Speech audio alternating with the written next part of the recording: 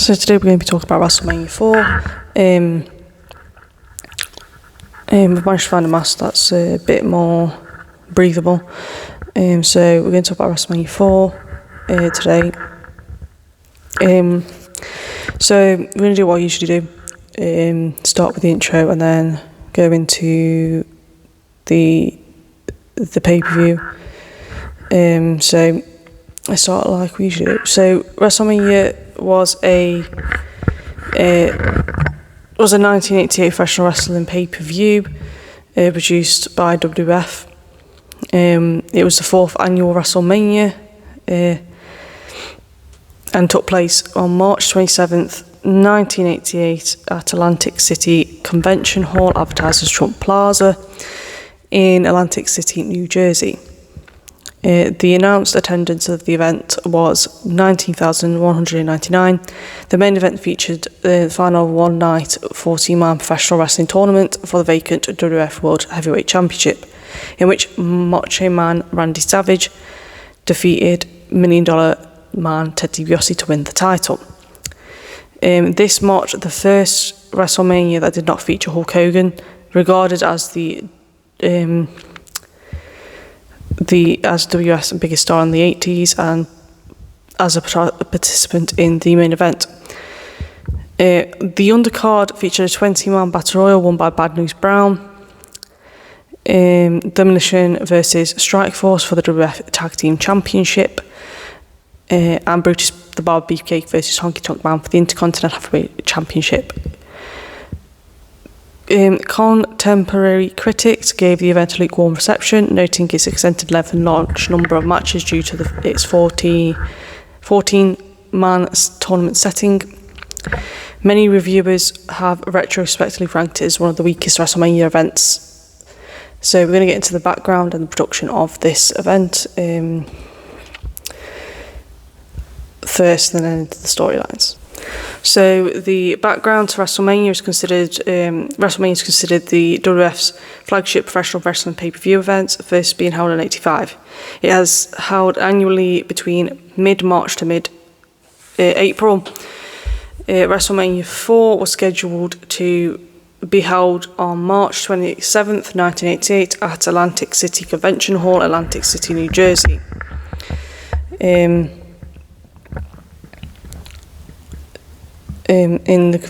So this event was advertised as being held at the Trump Plaza Hotel and Casino, but actually took place across the road at the Convention Hall.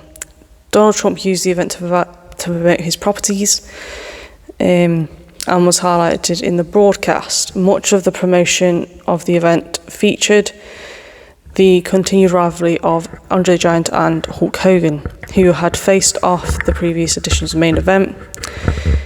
This took place inside a single elimination 14-man tournament for the tournament for the World Heavyweight Championship. The event was broadcast on closed-circuit television to various venues, which, with a combined audience of 175,000 attendees, and also on pay-per-view. Now in storylines, we've got Andre versus Hogan. The heavily promoted feud heading into the event was Hogan versus Andre, similar to the event the year before, when the two met at WrestleMania 3. In January 1987, Hogan was awarded the trophy for his third year of WWF champion, WWE World Heavyweight Champion, while Hogan's on-screen friend Andre was awarded a similar trophy, smaller trophy than Hogan's, for being undefeated for the previous 15 years.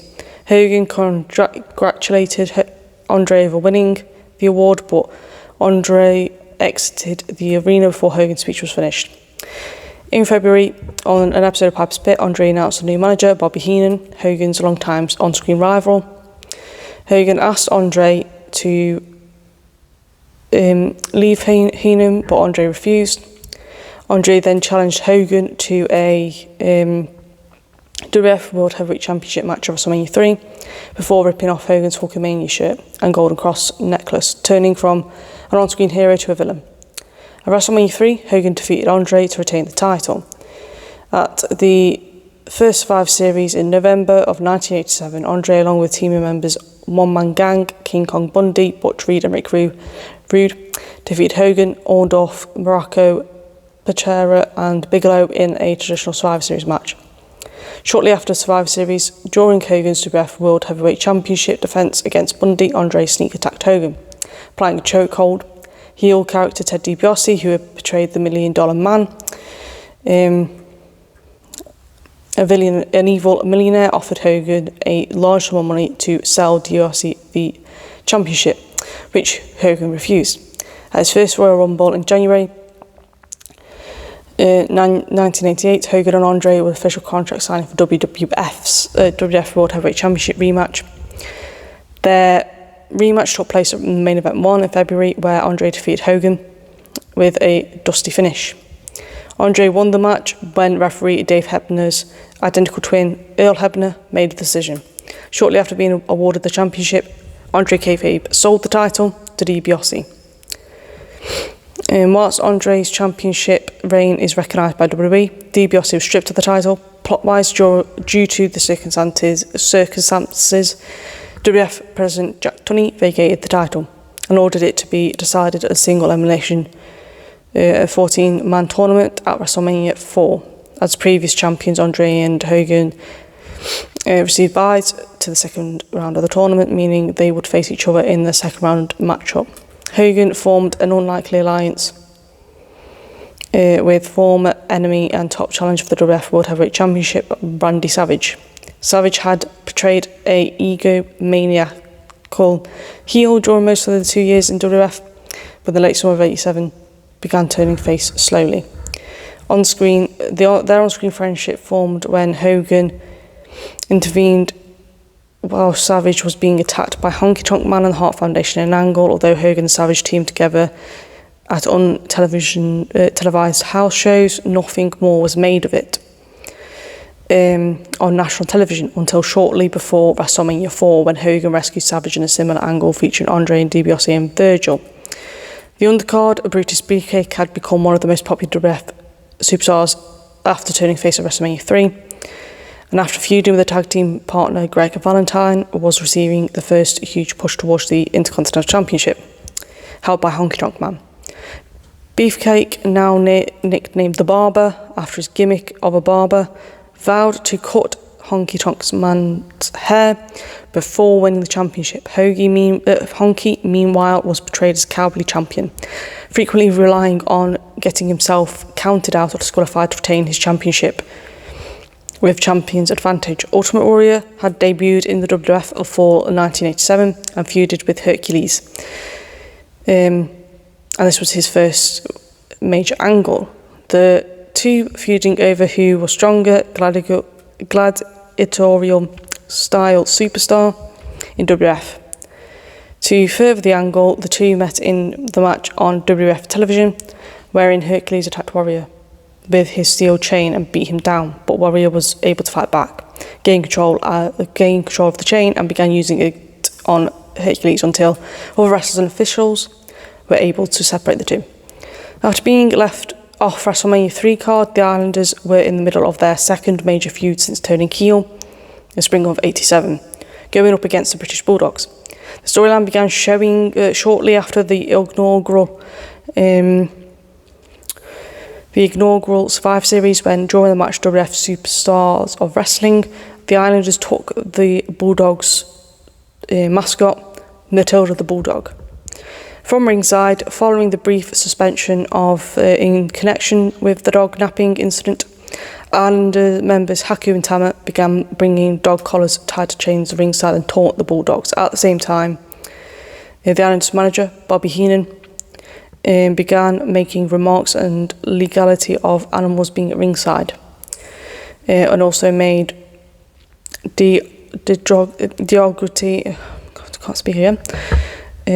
made remarks about Coco Bear's McCaw, Frankie, who accompanied Ware to the ringside. This led to a six-man tag match, with manager Heenan tagging with the Islanders against Bulldogs and Ware. Demolition, a leather-outfitted tag team who their face painted a combination of black, white and red and silver colours, received their first major push in fall of '87, where they began aggressively dominating and overwhelming their opponents. After dominating most of the established face teams, Axe and Smash began targeting Strikeforce, which recently became WWF Tag Team Champions, and had defeated several top heel tag teams, including the Hart Foundation, the Bokeler Chefs, and the Islanders, before Demolition demanded a match at WrestleMania 4. WrestleMania 4's coverage began with Gladys Knight singing a rendition of the American the Beautiful, the first match pay-per-view event, the 20-man over-the-top battle royal. The winner of the match would receive a trophy after 14 eliminations. The final 6 participants, Bad News Brown, Bret Hart, Paul Roma, and Harley Race, and Jack Rougeau, and Junkyard Dog, Race hit back body drop on Rougeau, sending him over the top rope, before Junkyard Dog punched him over the top rope. Brown eliminated Roma, as the Junkyard Dog was left to battle Hart and Brown. The duo double-teamed Dog before Brown attempted to clothesline on Dog, but hit Hart instead. Junkyard Dog hit both men several headbutts before they both decided to cooperate and eliminate Dog. After eliminating Dog, Hart indicated that he and Brown would share the trophy. However, Brown caught Hart with his ghetto blaster before eliminating him over the top rope to win the Battle Royal.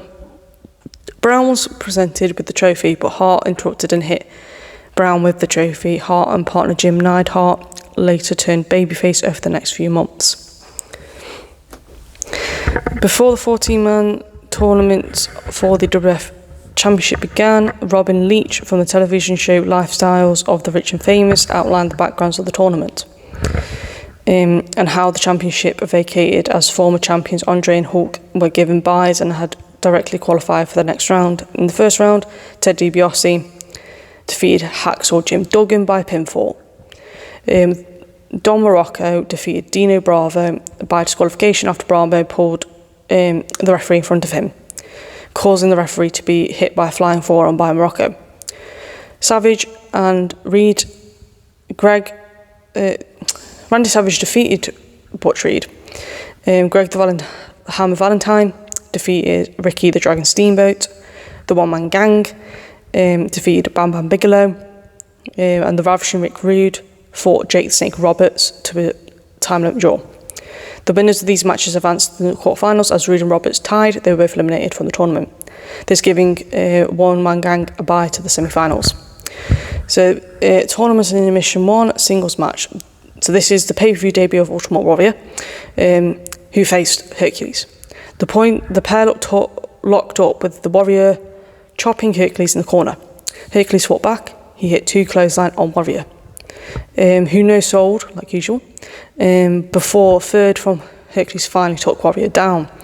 Warrior then countered Hercules' clothesline and hit the clothesline of his own in the corner. Warrior hit him with 10 punches. But while Warrior was looking at the referee, Hercules hit a inverted atomic drop. He then tried to apply his finishing move, the full Nelson, but could not lock his fingers behind Warrior's head. The Warrior then pushed his feet off the turnbuckle and both men fell to the mat. With both men being pinned, Warrior lifted his shoulders before the end of the count, awarding the win to Warrior.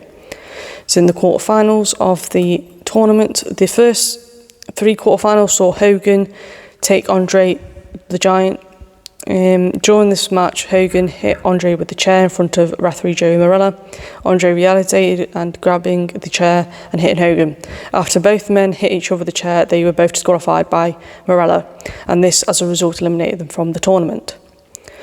The second quarterfinal saw Ted DiBiase defeat Don Morocco by pinfall. With both Andre and Hogan disqualified, DiBiase got a bye to the final. The third quarterfinal saw Savage defeat Valentine, also by pinfall. As One Man Gang had received a bye to the quarterfinals due to Rick Rude and Jake Roberts having been wrestled to a time limit draw in the first round, Gang faced Savage in the semi-finals. So into intermission 2. So Brutus the Barber Beefcake fought Honky Tonk Man for the Intercontinental Championship. Early in the match, Beefcake connected an atomic drop at the outset of the matchup. Beefcake then hit Honky with a high knee before missing an elbow drop on Honky, who took the control of the second turnbuckle fist drop. Honky then went for a swinging neck buster called Shake, rattle and roll on Beefcake, but instead Beefcake kneed him in the face. Beefcake put Honky in a sleeper hold, with Beefcake in charge of the match. Where was I? So with Beefcake in charge of the match, Honky's manager Jimmy Hart hit the referee with his megaphone. But the bell did not ring, but it was announced that Beefcake won by disqualification, which meant Honky was still the champion. Post-match, Honky apparently knocked out in the ring. Beefcake cut his hair of Hart with barber shears.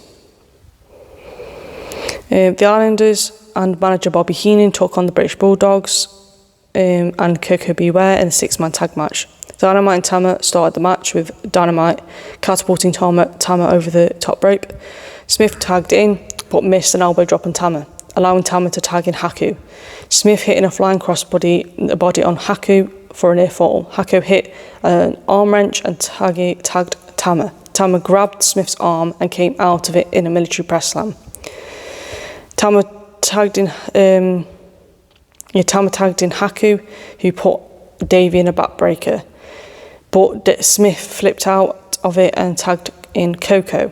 He hit Haku with a missile drop kick and a Frankensteiner. Dynamite tagged in and clotheslined Haku before he ran into Haku's boot.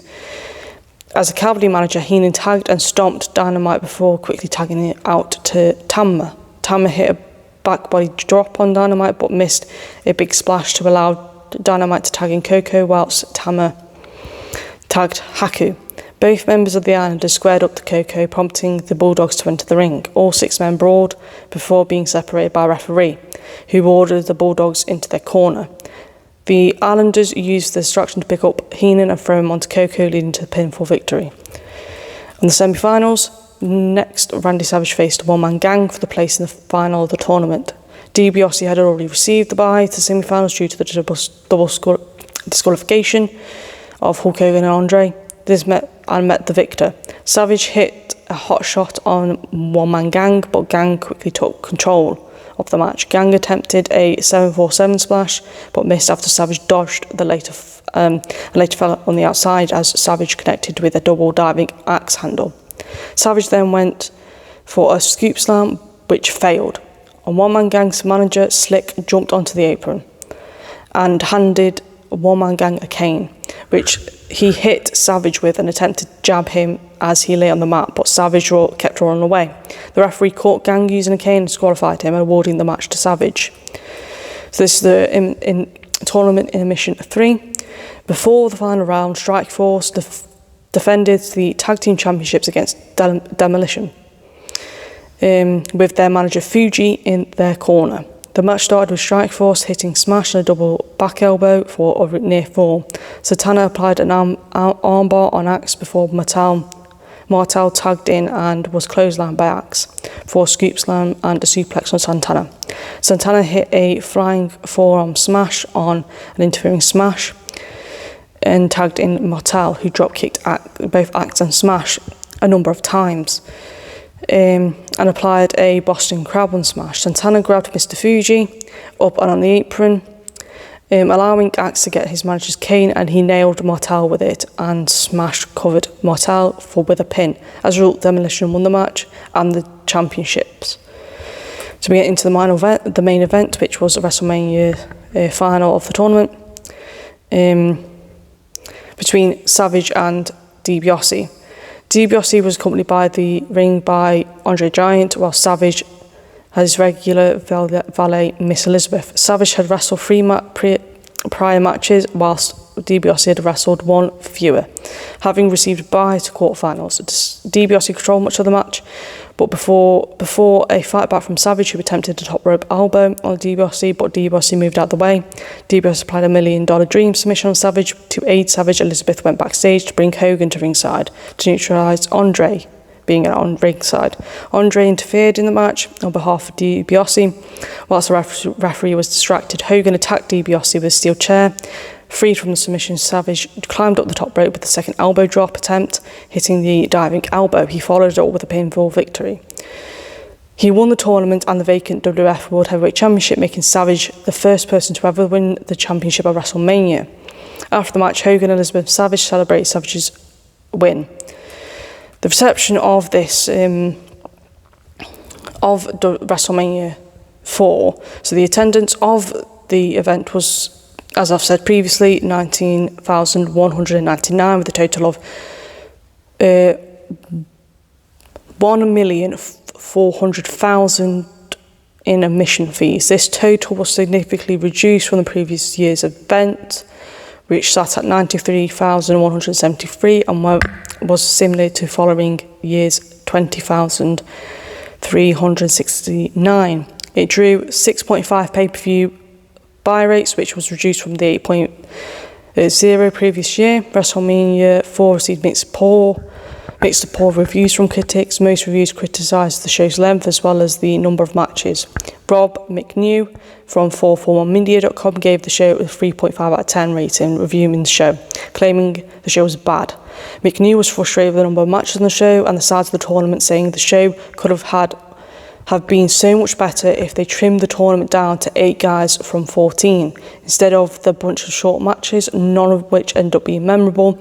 The show had its moments and it was all terrible, just way too long. Savage DiBiase provides a great moment, but the rest of the show is a pass. RetroProWrestling.com was also highly critical. Yeah, so RetroProWrestling.com says highly critical of the show, of length, calling it a chore to watch, and that there's probably nothing wrong with a wrestling pay-per-view running high on night on 4 hours, but there was 3.5 of those hours that didn't actually feature much in a way of entertainment. It was often feels like you spent an entire weekend. Probably not. These hours don't. I don't know why the dog started barking. It's distracted me about the weekend just watching this one show. John Canton of TGR Wrestling called the event a below average show, citing a 16 match card. That's too many matches. Canton commented the length of these matches, primarily usage of rest holds and bad finishes. Brian Rose of the Voices of Wrestling called the show dud, before stating that there was a lot of nothing for 3.5 hours. Rose also suggested similarities to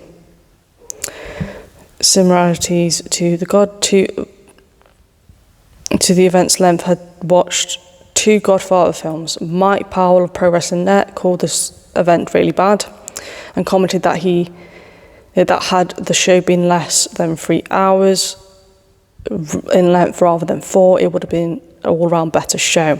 However, John Powell from Slam Wrestling called the event excellent, saying it was a show greatness comes from unpredictability.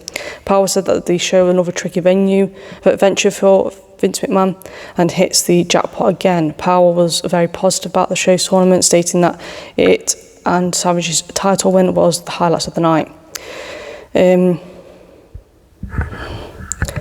Brett Mix from Wrestling DVD Network commented that the structure of the event before, calling the event average but underrated for its high quality matches throughout the show despite the number of matches.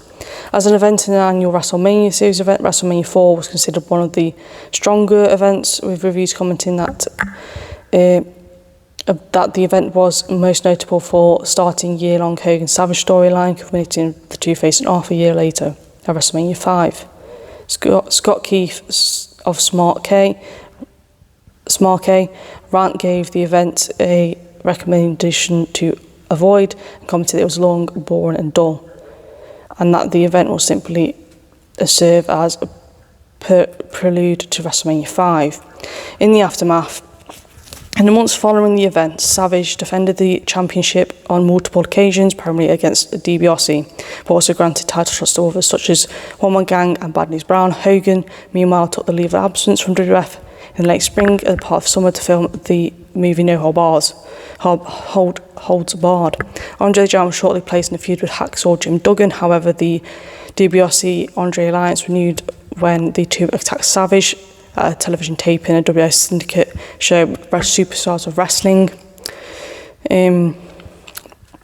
DiBiase and Andre offered a tag team match to Savage at the inaugural SummerSlam, where Savage chose a partner of Hogan to create the Mega Powers. The team of Hogan and Savage won the match before Savage turned heel against Hogan at the main event 2.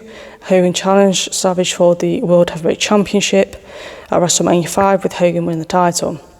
In Hogan's absence, Andre the Giant's main focus, such as for much of summer of '88, would be Hacksaw Jim Duggan. The feud began when Duggan confronted Andre during the squash match involving the latter, before Andre suddenly grabbed Duggan and began attacking him violently, only for Duggan to knock him out with his 2x4. Andre would win the majority of these matches, although Duggan had offensive moves in almost all of these matches. Having wrestled him time limit draw, Jake Roberts and Rick Rude were placed into a feud regarding Rude making kayfabe advances on Roberts' real-life wife Cheryl. For Rude, this was his second high-profile feud after several months of primarily a mid-card wrestler. Honky Tonk Man continued his feud with Beefcake over the Intercontinental Heavyweight Championship during the spring and summer of '88, with Honky retaining the championship by being intentionally counted out or disqualified on multiple occasions. Beefcake was granted a final match at SummerSlam, but was sneak attacked by Ron Bass 1 week before the event. Honky lost the championship at SummerSlam to the Ultimate Warrior. Demolition defended the tag team championship against former champions Strikeforce, the Young Stallions, and occasionally the Rougeau brothers. In June of '88, Rick Martel took a leave of absence from the WWF to tend to real-life issues. So the storyline was decided at the end of the Demolition Strikeforce feud, whereby Martel would be seriously injured in kayfabe by axe and smash using their finishing move, the Demolition Decapitation, on him. Outside the ring, following this, Santana introduced another power team, the Powers of Pain, to avenge both the injured and title loss. The Powers substituted the Strikeforce, remaining scheduled return to the title matches, after which the Bulldogs and the Rockers became Demolition's primary challengers. The Powers became top challengers again in late of '88 after the Instanter '88 Survivor Series, where Fuji lured Barbarian and Warlord to his side, thus turning the Powers into villains, and champions Axe and Smash, which had been getting more fan support during the summer and fall, into good guys. Martel, meanwhile, would return in early '89 to reform the Strikeforce with Santana, but during WrestleMania 5, a match against Tully, Blanchard and Arn Anderson, Martel turned on Santana after a kayfabe botched move and became heel. Following Bret Hart's elimination from the Battle Royal, he returned to the ring to challenge Bad News Brown. Bret saw a face turn alongside partner Jim Neidhart.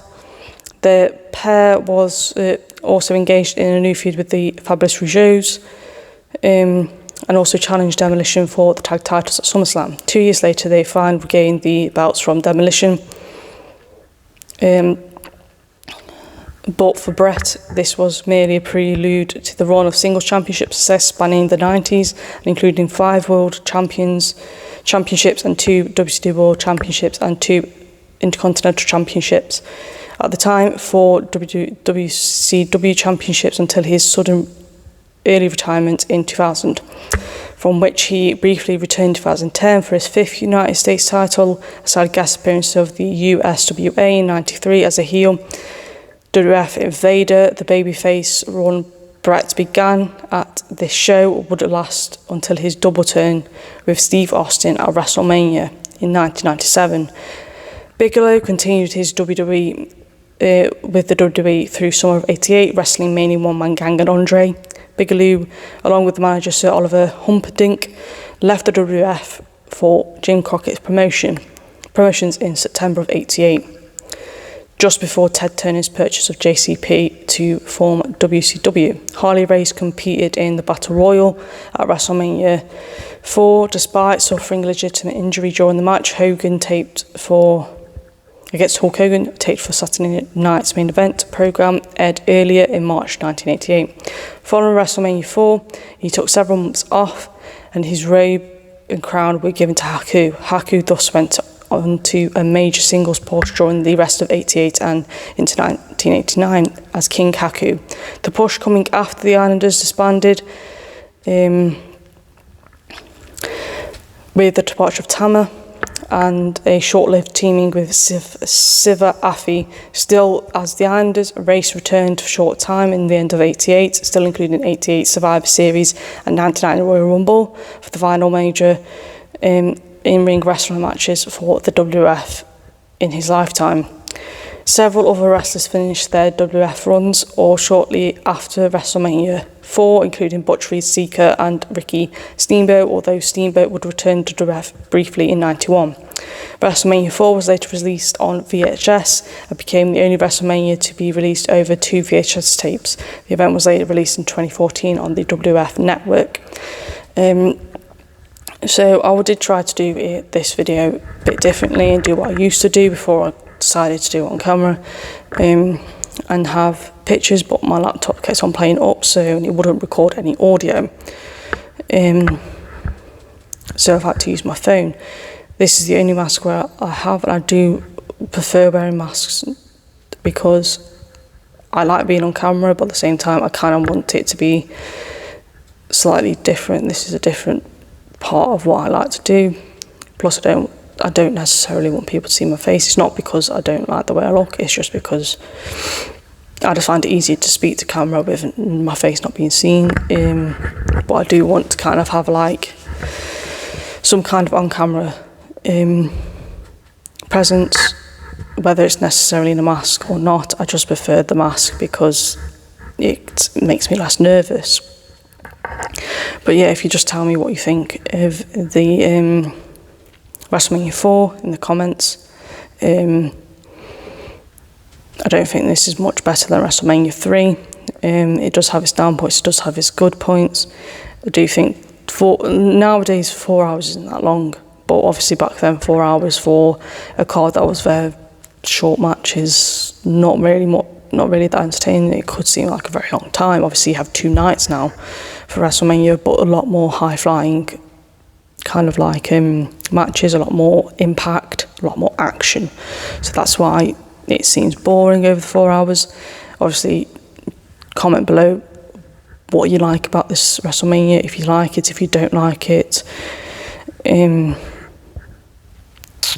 yeah, this isn't one of my favourite WrestleManias. My favourite WrestleMania, I think, because it does change at the moment, is the one where they did that triple threat for women's match. Obviously, I do kind of think Charlotte shouldn't have been put in, but I do think it's good that she did get put in at some point, because that made Lynch the double champion, and it was a very good match. But yeah, just tell me what you want. My opinion might change, because sometimes it does change. I always change my favourite wrestler, depending on how I feel. But yeah, just comment something below you like about this, which WrestleMania is your favourite. If you want me to do a different kind of video in between doing WrestleMania ones, that's also fine, I will do that. But yeah, just comment below.